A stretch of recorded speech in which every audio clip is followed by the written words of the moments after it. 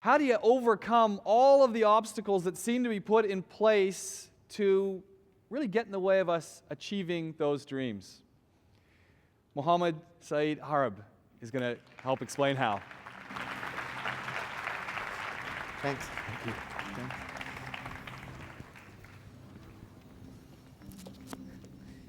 My father is here today, and he'll not be happy to see my name spelled as H-A-R-E-E-B. So it's H-A-R-I-B. Assalamu alaikum. Let me just say that it's an honor to be standing here today, to be talking here today. I've spent the last few days thinking about what I will be talking about. And since my story or the journey that I took was, it was at least 45 minutes of talk. You have to cry, you have to laugh, you have to do many things. I have 18 minutes, so I can't say that story. So I kept thinking, what will I say? I kept, not thinking about anything. And I kept asking myself, what made me so special? What actually makes me special? I'm not... as a kid, I grew up being a normal kid. I was not a genius or anything. I had below average high school grades. I was not the whiz kid. Same thing with university. At one stage, I was a university dropout. And I studied in Boston at Northeastern University. And we had almost 150 students there. And all of them, from the UAE, basically. And 90% of them were taking either business or engineering. And I was the only guy who was studying general arts and animation. And I'm sure many of my friends who were there back then, they were like, poor Mohammed, he'll be like... And seriously, because you can't help but think that. Look back in 1996, when I was in the States, the UAE, or Dubai in particular, did not have any creative kind of industries. We had one governmental TV station, we had one governmental radio station, and we had one governmental newspaper. And if you are a designer, that's a female-only major here. So you might as well be a cook or a fashion designer. It's the same thing. So for me, to be the only general art and animation major was not only a challenge from a design point, but also from a psychological and mental point. And then I came back and the one thing I did not want to be, and I figured this really early when I was in university, I did not want to become a CEO. That's for sure. Everybody I spoke with back then wanted to be a CEO. Their fathers were CEOs. They want to be a CEO. Their brothers are CEOs. And Dubai is CEO city.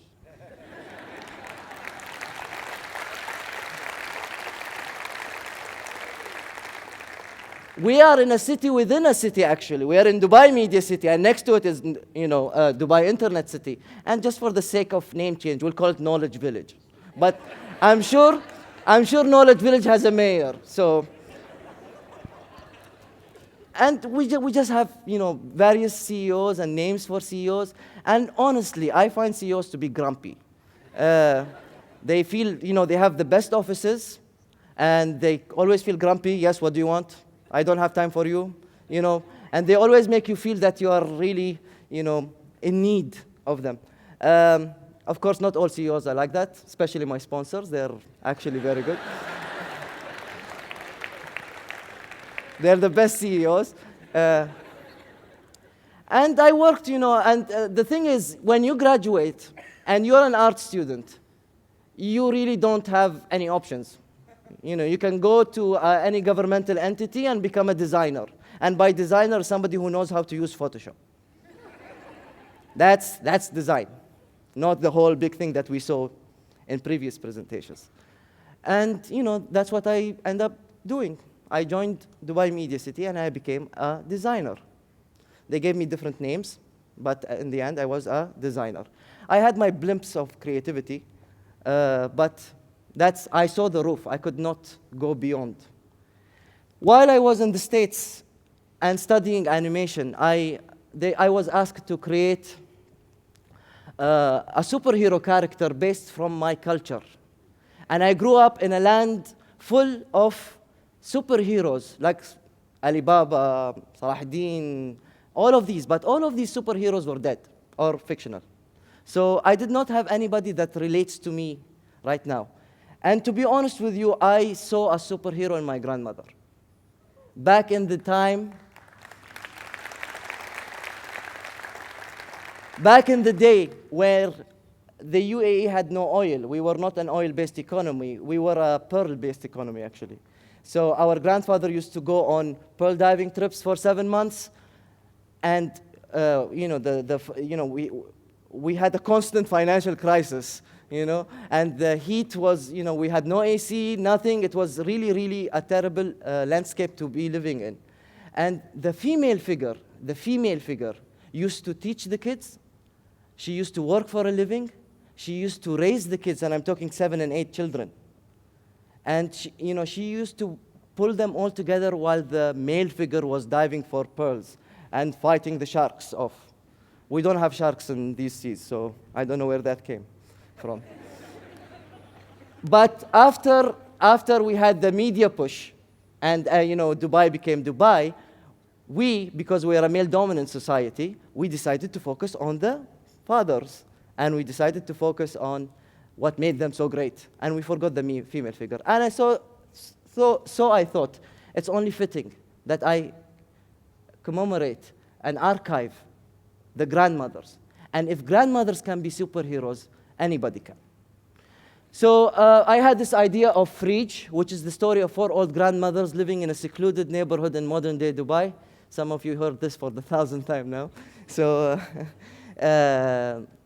but the whole concept of it was such a new thing. My thinking and my passion for it was such a new thing. And to achieve what I wanted to achieve, I had to go through, guess what? CEOs. I had to go through CEOs. I had to convince CEOs. I have to actually beg CEOs. I was professional in the art of begging. So that's something I learned as a trait afterwards. It was so hard. You can't imagine how hard it was, because I think now the path is kind of paved for entrepreneurs to come in. But back then, in 2003, when you go to a funding body, and speak to them and say, hey, I want to do a cartoon. They go, you want to do what? And they say, you want to do it for how much? And basically, even the broadcaster, the only place you would think that they would think that this is a great idea, they said, you want to do what?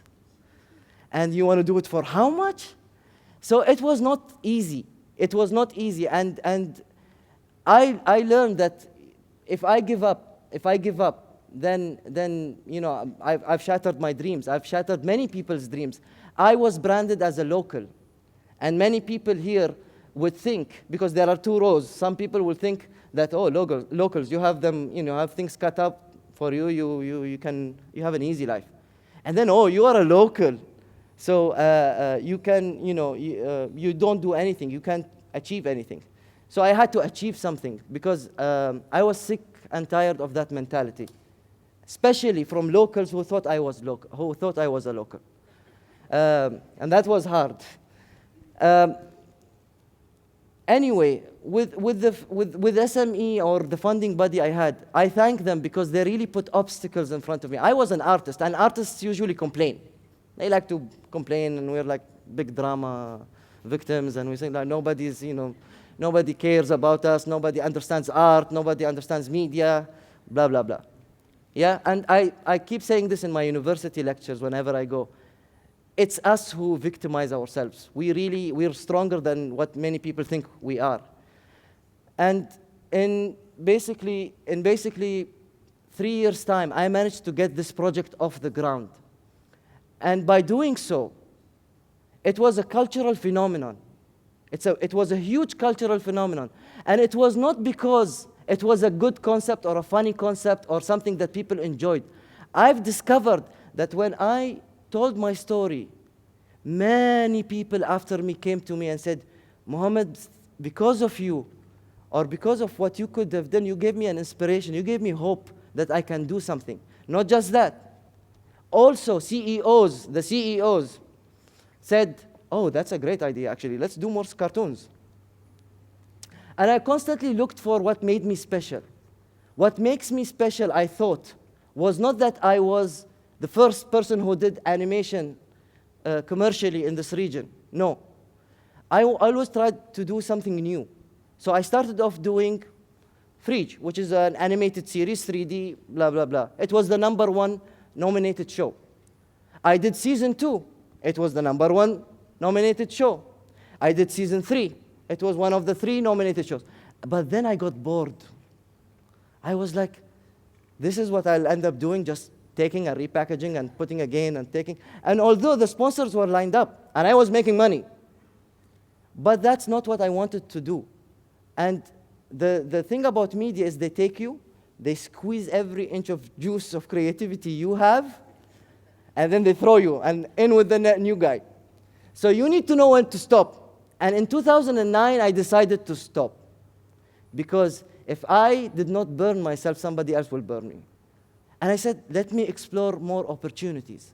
And that stop enabled me to work on a beautiful project, which is the largest ever theatrical production in Arabia, which was called Fridge Folklore. I wanted to preserve, I wanted to show my culture in a very beautiful theatrical production, very similar to the Cirque du Soleil, to the Lion Kings, because we as Arabs, we are not a big fan of theater, unless it's comedy or Egyptian or something like that. So I wanted to really preserve, I really wanted to preserve my culture and show it to the world. And that enabled me to do so, to do something like that. And also in 2009, I was able to create something that is a totally unique show, and it's about a game quiz show. It's not about what I created, and it's not about what I will create. I kind of finally found my mission here. It's to constantly try new things and to constantly jump and really open new doors.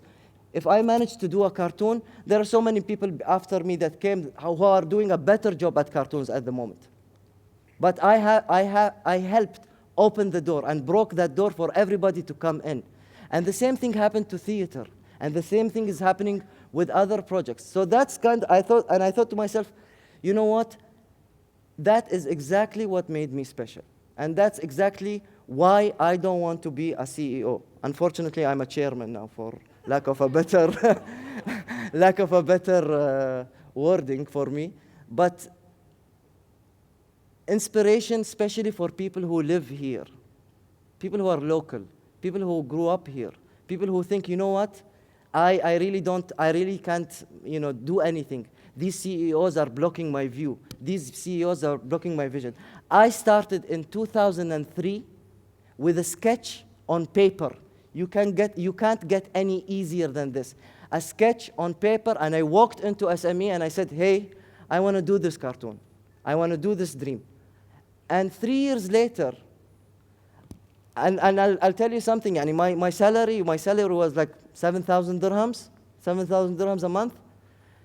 And in 4 years, my salary kind of multiplied that by 10, plus the assets, plus everything that I have. Not created from my father's wealth, not created from the government backing, it's created purely from a sketch on paper. And I'm sure if I could create something from a sketch on paper,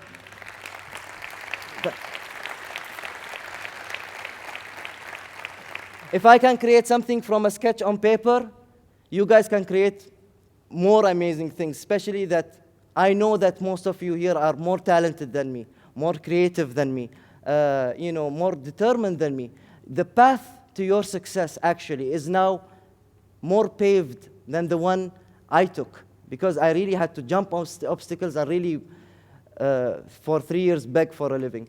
I don't know if I took my 18 minutes, but I think that's all I have to say, so thank you very much.